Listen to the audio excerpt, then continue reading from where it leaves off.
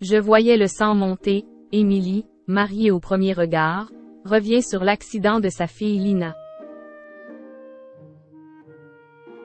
Vendredi 10 novembre, Émilie, connue pour sa participation à l'émission Mariée au premier regard, a expliqué sur Instagram avoir dû emmener sa fille Lina à l'hôpital. Dès le lendemain, la maman a donné des nouvelles de la fillette âgée de 3 ans. Émilie s'est fait connaître lors de sa participation à la 6e édition de Mariée au premier regard. Devant les caméras de M6, elle s'était mariée avec Frédéric. Mais avant même la fin du programme, le couple avait décidé de divorcer. Une fois l'émission terminée, les deux candidats s'étaient ensuite violemment invectivés sur les réseaux sociaux. Après une interview de Frédéric avec Sam Zira, Émilie avait pris la parole sur Instagram pour dénoncer le comportement de son ex-mari.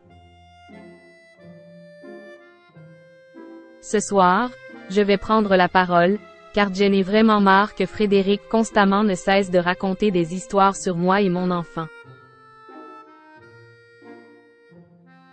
Un moment, stop. Visiblement, les plaintes à la police, cela ne suffit pas. Alors je vais passer à LE accent aigu tape supérieur, insultes, humiliation et j'en passe, avait-elle expliqué. Merci de cesser de donner du crédit à cette personne qui ne cherche que du buzz sans cesse. Ce garçon veut exister, mais existe par toi-même, laisse-moi tranquille. Un moment, cela devient du harcèlement, avait-elle encore ajouté. Je voyais le sang monter. Depuis son passage dans Mariée au premier regard, Émilie continue de partager son quotidien de maman avec ses abonnés sur les réseaux sociaux.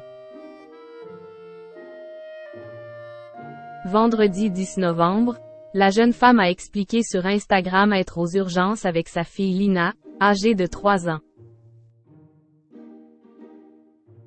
Dès le lendemain, elle est revenue sur sa soirée mouvementée.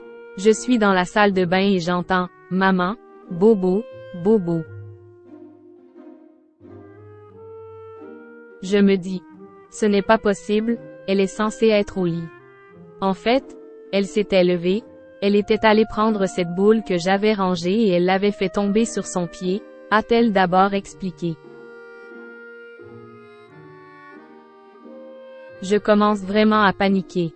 Je regarde le pied, premier réflexe, je mets des glaçons, a-t-elle continué. Par sécurité, la maman a préféré appeler un médecin. Je voyais que le pied était quand même très gonflé et très rouge.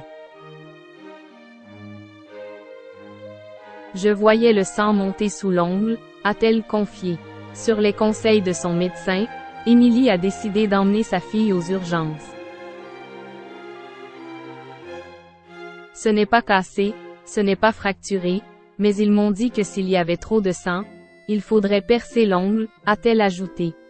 Plus de peur que de mal.